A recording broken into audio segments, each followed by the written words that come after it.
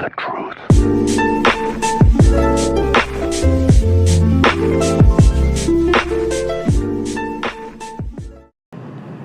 A mysterious wooden boat washes up on a desolate Japanese beach.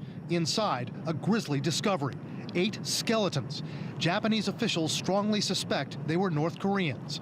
They don't have great navigation capabilities and equipment and lost their way. This boat, with lights rigged up reportedly to attract squid, was found recently with several desperate North Korean survivors on board. On some vessels, the Japanese Coast Guard has found survivors, alive but emaciated, lying among the dead. Tonight, a spike in the number of so-called ghost ships washing ashore in Japan, dozens just in the past month, has analysts concerned about increasingly dire conditions under Kim Jong-un. That's a reflection of growing desperation in the North Korean economy. UN sanctions over Kim's nuclear and missile programs are pinching North Korea's economy. They prohibit the government from selling seafood to other countries.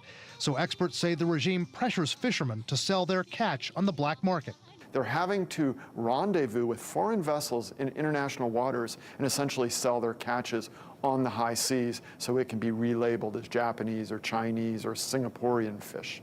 That means going further and further out to sea on poorly equipped boats, manned by some people who analysts say are likely not even fishermen by trade. They're probably inexperienced people who are going out, and the result is they're having difficulty when they get out there. In recent days, Japanese authorities have discovered that one boat had come ashore on a Japanese island that was uninhabited, deserted except for a small shelter, which officials say desperate North Koreans ransacked.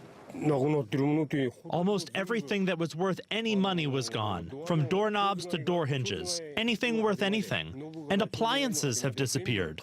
The North Korean fishermen are more than willing to risk starvation and death, experts say, because of the almost unattainable quotas they're given by Kim's regime.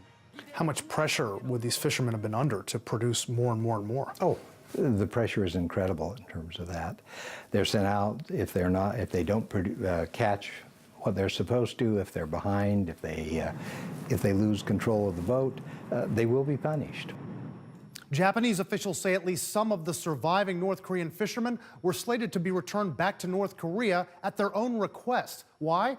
Analysts say some of them probably feel that because they don't speak the language, they would struggle living in Japan, but others may fear retaliation against their families by the regime if they apply for asylum and defect. Wolf? Probably a good fear. Some Japanese citizens, Brian, as you know, they've suggested they're worried that some of these North Korean fishermen are really spies. Could that be the case? It's certainly possible, Wolf. You know, the North Koreans have a well-documented history of infiltrating spies into Japan to kidnap Japanese citizens. But one expert says it's unlikely that these fishermen are infiltrators. He says if North Korea really wants to plant spies in Japan, they would use much better boats. They would use submersibles, special operations teams to insert them, not these rickety boats where the chances of survival are slim.